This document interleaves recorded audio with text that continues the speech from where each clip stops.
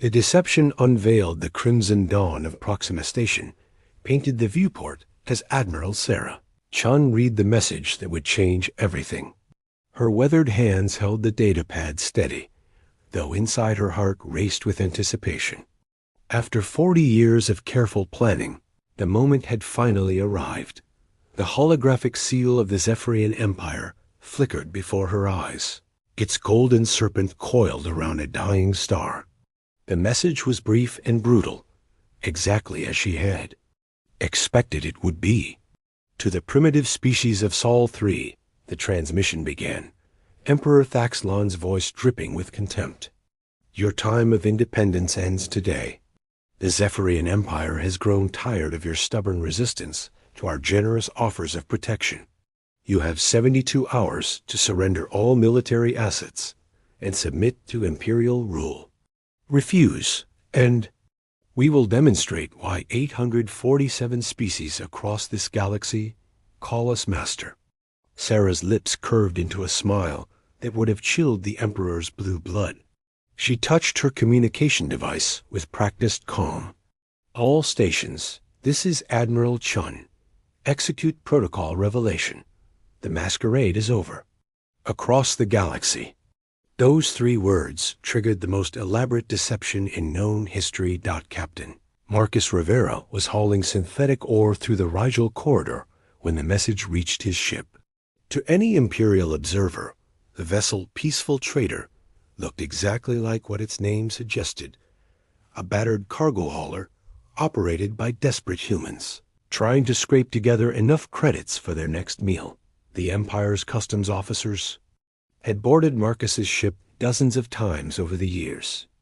They had sneered at the rusty hull, laughed at the primitive navigation systems, and treated his crew like beggars. Every insult had been carefully catalogued and remembered. Marcus walked to what appeared to be a maintenance panel in the ship's cargo bay. His palm pressed against the scanner, and the panel dissolved into light. Behind it lay a command center that would make an Imperial dreadnought captain weep with envy. Engineering, drop the facade, Marcus commanded. Let's show them what the Peaceful Trader really is. The ship's exterior began to shift and change. Plates that had looked corroded and damaged slid away to reveal gleaming armor. Hidden weapon ports opened like deadly flowers. The lumbering cargo vessel transformed into the UEF Retribution, a heavy battle cruiser carrying enough firepower to level a small moon. Similar transformations were occurring throughout known space. The research station, monitoring solar activity near Vega, suddenly bristled with defensive turrets and launched squadrons of fighters. Mining operations in the asteroid belt revealed themselves as mobile weapons platforms. Even the humble passenger liner running routes between Earth's colonies shed its peaceful disguise to become a troop transport carrying elite soldiers.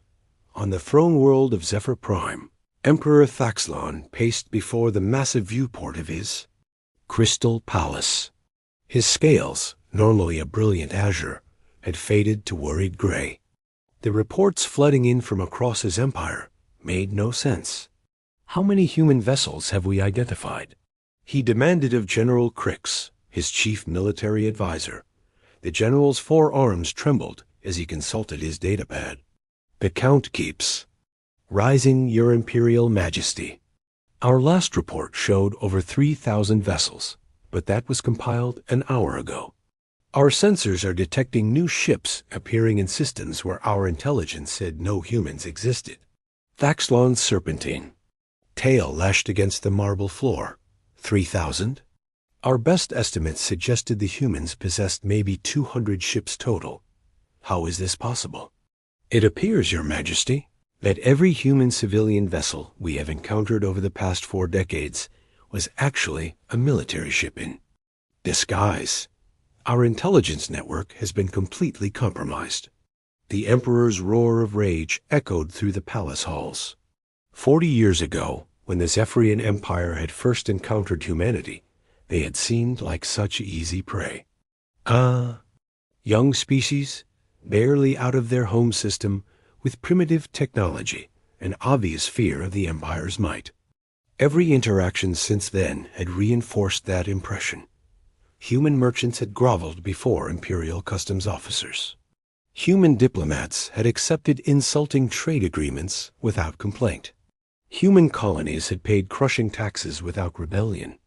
The Empire had been patient, letting the humans grow just strong enough to be worth conquering before delivering the final ultimatum.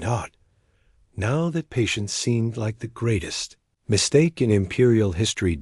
In the hidden command center beneath Luna's surface, Dr. Elena Vasquez monitored the deployment with scientific precision. For 25 years, she had led humanity's most classified project, the development of weapons and defenses that could challenge the Empire's technological superiority. Zephyrians had made one crucial error in their arrogance. They had assumed that because human technology appeared primitive, humans themselves were primitive. They had never considered that a species capable of reaching the stars might also be capable of deception on a galactic scale. Every piece of Imperial technology that humans had encountered through trade or accidental encounters had been thoroughly studied and reverse engineered. Every Imperial patrol route had been mapped. Every weakness in Imperial defenses had been catalogued. The information had been gathered not by spies or hackers, but by merchants and researchers and diplomats who played their roles so perfectly that the Empire never suspected. All fleet commanders report ready status, Elena announced to Admiral Chun. Phase 2 weapons are charged and standing by. The Empire is about to discover that their technology is 40 years out of date. Admiral Chun nodded grimly. Phase 2 was humanity's ace in the hole, weapons based on principles the Empire had never encountered. While the Zephyrians had grown, complacent in their dominance, human scientists had been pushing the boundaries of what was possible. On the bridge of his flagship, Divine Wrath, Emperor Thaxlon watched the tactical display with growing horror. The blue dots representing Imperial forces were vastly outnumbered by the red dots marking human vessels. Even worse, the human ships were positioned with military precision that spoke of years of careful planning. "They have been watching us," he whispered. "All this time they have been studying our movements, learning our strategies, preparing for this moment." General Crix's report confirmed his worst fears. "Your Majesty, we are receiving surrender requests from 17 sector governors. Human fleets have appeared in their systems simultaneously, offering terms if they abandon their imperial allegiance. Our communication networks are being jammed by some form of technology we do not recognize." The Emperor's claws extended as rage overcame fear.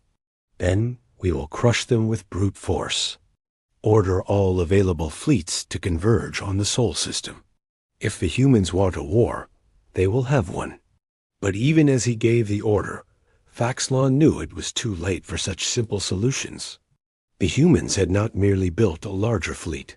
They had outmaneuvered the Empire completely. Every Imperial ship movement would be predicted and countered. Every Imperial strategy would be met with a prepared response.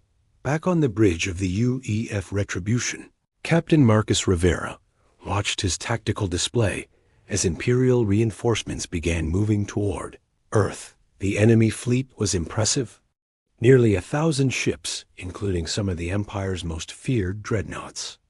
Against humanity's old forces, it would have been an overwhelming advantage. But humanity's old forces had been an illusion. "All ships form up on the flag." Admiral Chun's voice echoed across the fleet communication network. "It's time to show the galaxy what happens when you underestimate the children of Earth." The human armada moved with precision that spoke of countless hours of secret training. Ships that had pretended to be clumsy merchants now maneuvered like dancers.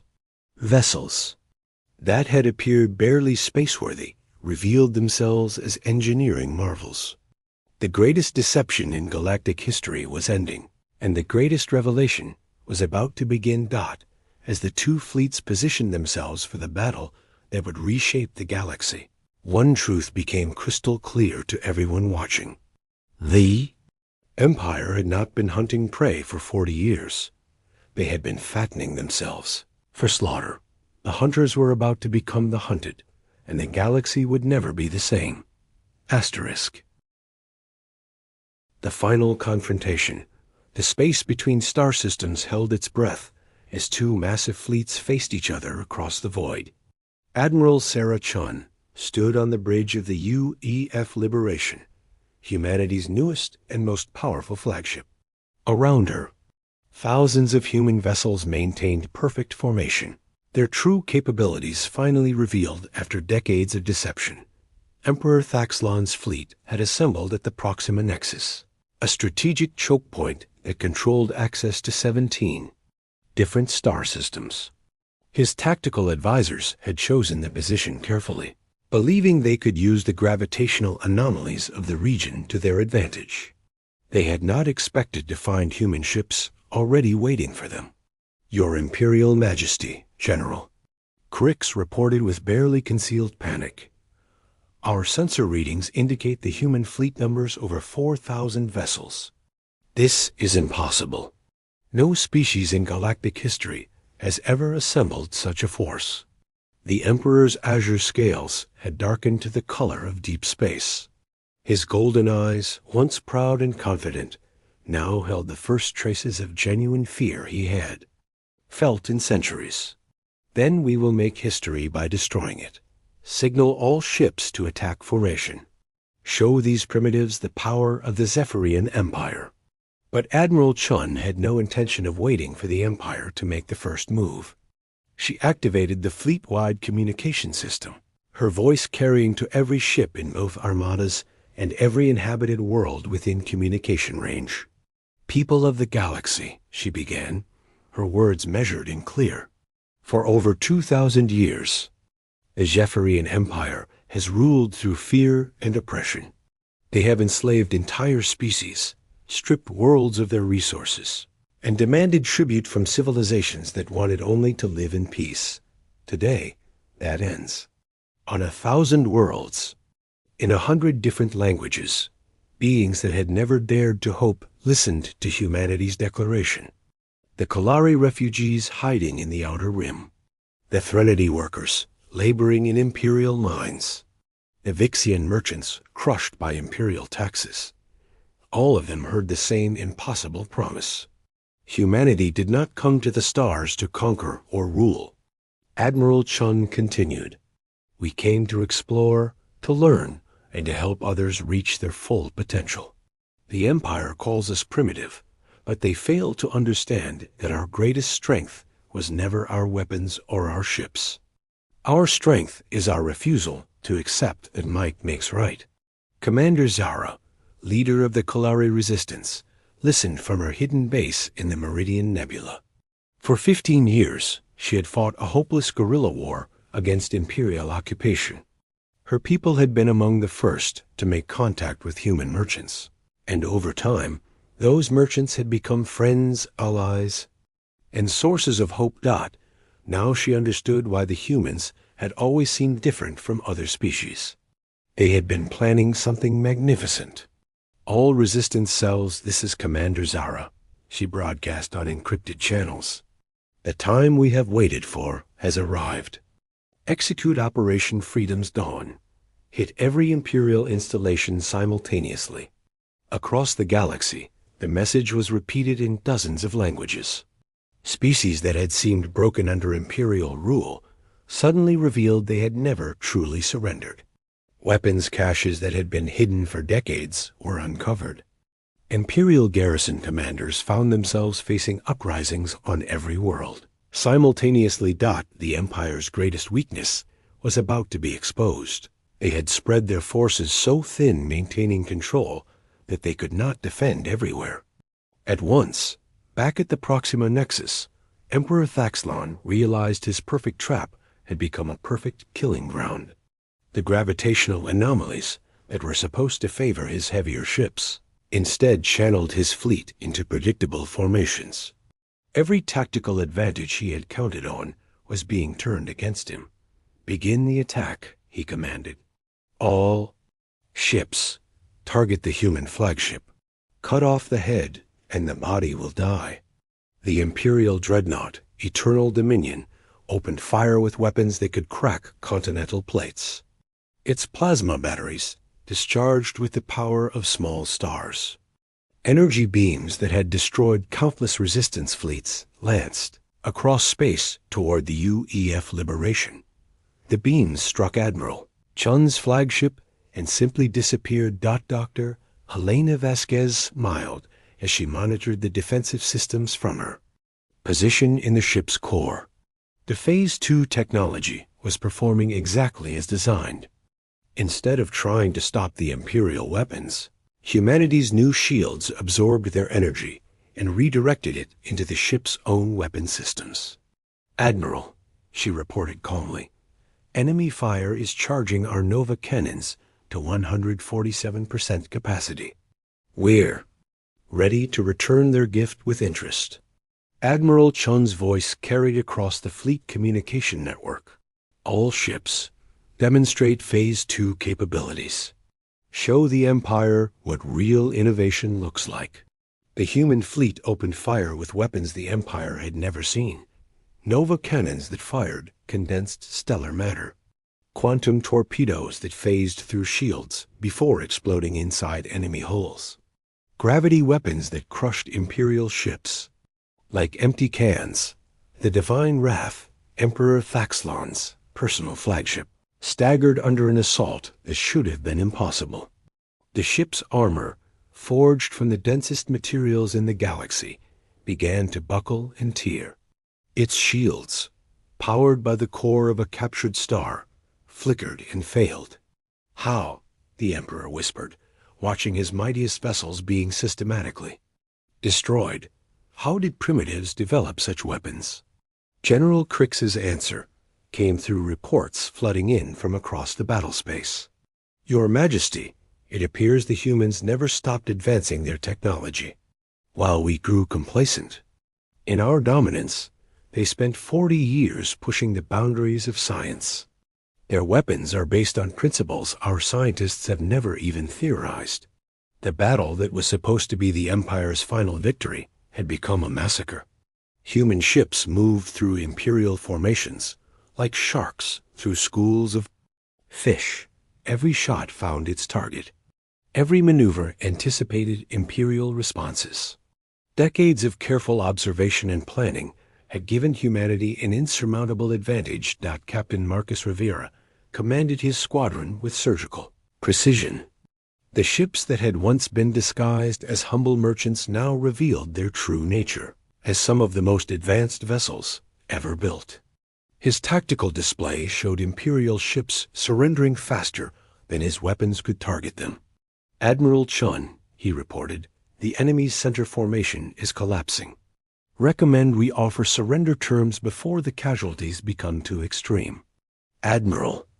Chun nodded. Humanity had not come to the stars to become conquerors, no matter how justified their cause might be.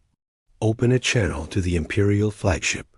Emperor Thaxlon's image appeared on the main screen, his proud bearing finally broken. Behind him, smoke filled the bridge of the Divine Wrath. Emergency lights cast harsh shadows across his scaled features. "Emperor," Admiral Chun said simply, "your empire is finished. Your fleets are surrendering across the galaxy. Your subject species are rising in rebellion. You can end this now and save lives, or you can watch your civilization burn. The choice is yours." For the first time in his 1,000-year life, Emperor Thaxlon felt the weight of complete defeat. The species he had dismissed as primitive had outmaneuvered him at every turn. They had built a fleet that surpassed his own. They had developed weapons that made his arsenal obsolete. Most damaging of all, they had inspired his own subjects to rebel. "What are your terms?" he asked, the words tasting like poison. "Complete withdrawal from all occupied worlds. Reparations to the species you have oppressed. Dissolution of the Imperial military. And your personal guarantee that the Zephyrian people will join the galactic community as equals not conquerors. The Emperor's advisors protested, but Faxlon silenced them with a gesture. He had been a warrior for centuries, and he recognized when he had been utterly defeated. "I accept," he said, each word cutting deep into his pride. "The Zephyrian Empire surrenders unconditionally." The surrender signal propagated across the galaxy at light speed. Imperial governors laid down their arms. Occupation forces returned to their ships. Species that had been enslaved for generations suddenly found themselves free. On the bridge of the UEF Liberation, Admiral Chun felt the weight of responsibility settling on her shoulders. Destroying the Empire had been the easy part. Building something better would be the real challenge. "Open a channel to all inhabited worlds," she ordered. "It's time to address our new neighbors." Her message was simple but powerful. Humanity offered not conquest but cooperation, not subjugation but partnership. The galaxy had been ruled by fear for too long. Now it would be guided by hope. Commander Zira stood in the ruins of the Imperial Command Center on her homeworld, watching human ships deliver aid supplies to her people. For the first time in decades, Kolari children were playing in the streets without fear. Dr. Helena Vasquez began the process of sharing humanity's advanced technology with species that had been held back by imperial oppression. Medical breakthroughs, agricultural innovations, and defensive technologies would spread freely through the galaxy. Captain Marcus Rivera helped establish the new Galactic Cooperative, a voluntary alliance based on mutual benefit rather than conquest. Every species would have an equal voice. Every world would control its own destiny. And in the depths of space, the wreckage of the Imperial fleet served as a monument to an important truth. When free peoples stand together, no empire can stand against them. The galaxy had learned that humanity's greatest weapon was not their advanced technology or their military strategy. It was their absolute refusal to accept that some beings were meant to rule while others were meant to serve. The age of empires was over. The age of cooperation had begun. And the humans who had made it possible asked for nothing in return, except the chance to explore the stars alongside friends instead of subjects. Asterisk.